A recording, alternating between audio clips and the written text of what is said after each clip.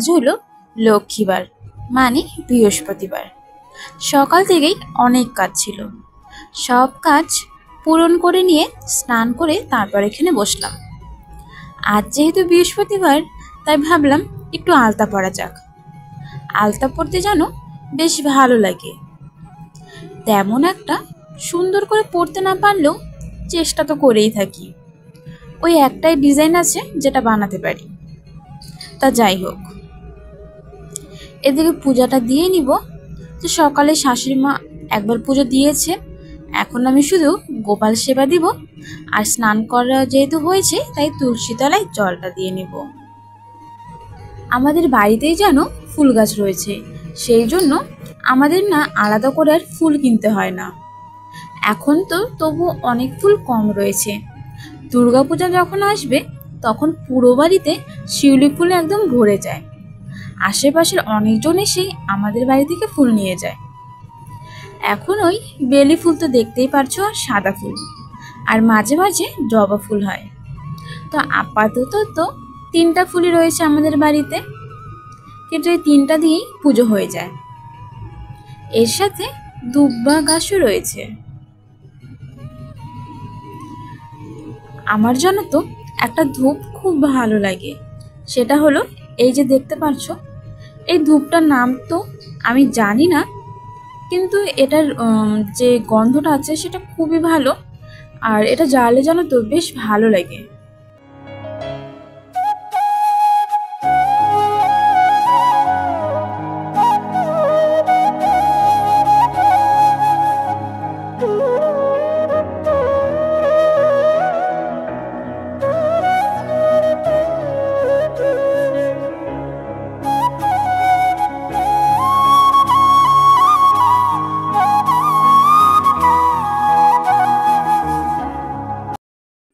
তো এখন তো দুপুর ওই বাজে 12:30টার মতন।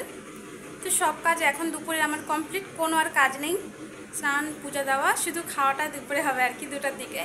এখনই খাবো না তাড়াতাড়ি। তো ঘরে জানালাটা বন্ধ রয়েছে, কারণ এখন যেহেতু ভিডিও করছি, জানালাটা খুললে সম্পূর্ণ ঘরে আলো আসবে, আর ভিডিওতে একদম দেখাই যাবে না, ঘোলা ঘোলা দেখা যাবে, সেই জন্য জানালাটা বন্ধ রেখেছি। কিন্তু প্রচণ্ড গরম, জানালাটা আমাকে খুলেই দিতে হবে। ওই যে দেখো আমার মিনিকে, এত গরম, তবুও ঘরের মধ্যে দেখো কোথায় মুখটা ওদিকে ঘুরে ঘুমাচ্ছে। তা ঘুমাক। চলো বন্ধুরা, তো আমি শুধুমাত্র পূজা দেওয়ার জন্য শাড়িটা পরেছিলাম, এখন শাড়িটা পাল্টে যেটা বাড়ির ড্রেস সেটা সবসময় পরি, নাইটি, সেটাই পরে নিই আবার। তো এদিকে তো আমার ঘর গোছানো হয়েই গিয়েছে, আর পারছি না গরমে, জানলাটা এবার খুলেই দিতে হবে। বেশ, এবার আলোটা ভালো আসছে ঘরে, দেখো এবার কিন্তু ভালো লাগছে দেখতে। তো ঘর মুছা, ঝাড়ু দেওয়া যত কিছু ছিল সব আমার হয়ে গেছে, ডাস্টিংও। তো আজকে সকালে আমি রান্না করেছিলাম আলু আর ঝিঙে দিয়ে তরকারি, আর তার সাথে পাট শাক ভাজা। কিন্তু যতই হোক না কেন, সাথে একটা ডিম ভাজা হলে তো খাওয়াটা জমেই যায়। গরম গরম ডিম ভাজা দিয়ে ভাত। তো ডিম ভাজা করব, কারণ হাজব্যান্ড আসবে দুপুরে খেতে, তার জন্য। আমার কাছে একটাই ডিম ছিল, তো সেটাই ভেজে নেব। আর আমি জানো তো, হাজব্যান্ড যখন কাজের থেকে আসে তার আগেই সব কিছু করে রাখি। এই দেখো না, জলের বোতলে আগে থেকে জল ভরে রাখা, সব জিনিস রেডি করে রাখা। কারণ আসার পরে কিন্তু অনেক তাড়াহুড়ো লেগে যায়, কোন জিনিসটা আগে কোথায় রাখবো না রাখবো, তো আগে থেকে করে রাখলে ভালো হয়। কারণ আবার টাইমের মধ্যে তাকে আবার কাজেও যেতে হবে। শুধুমাত্র দুপুরে খাওয়ার যেটুকু সময় হয় তার মধ্যেই আসে, আমরা তার মধ্যেই যেতে হয়।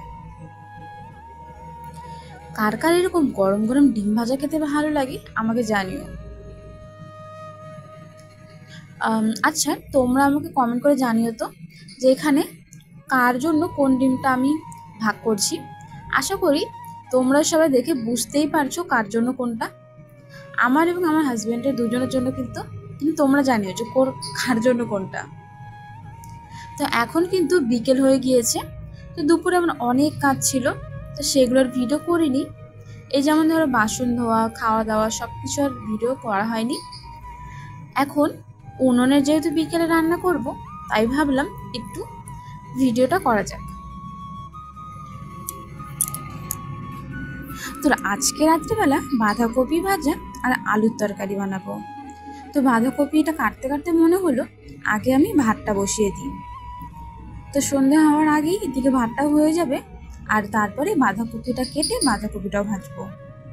কারণ পরে যদি বৃষ্টি নেমে যায় বলা তো যায় না, এখন বৈশাখ মাস চলছে, ঝড় বৃষ্টি তো হতেই থাকে। গ্যাস আছে কিন্তু তবু উনানে রান্না করি কেন, তো নতুন যেখানে ঘর হয়েছে না, সেখানে আমাদের একটা জাম গাছ ছিল, সেই জাম গাছটা কাটার পরে এই খড়িগুলো হয়েছে। মিনি, তুমি মিনি, ভাত হোক, ভাত হোক, রান্নাটা হোক। যাই না, বসো। তুমি মিনি, ভাতটা হোক, নাহলে কি খাবা? ভাত না রান্না হলে হবে? তুমি তো রান্না করো না, আমাকে রান্না করতে লাগে তোমার জন্য।